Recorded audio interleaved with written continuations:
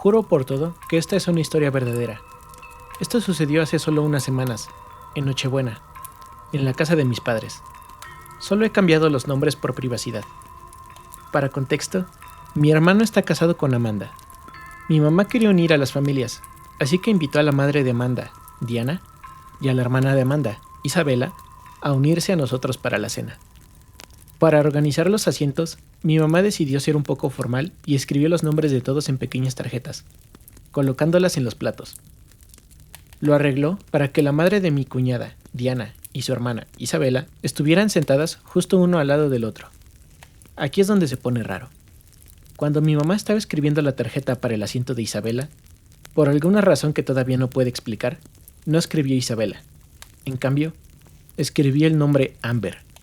Simplemente la colocó en la mesa sin darse cuenta de lo que había hecho.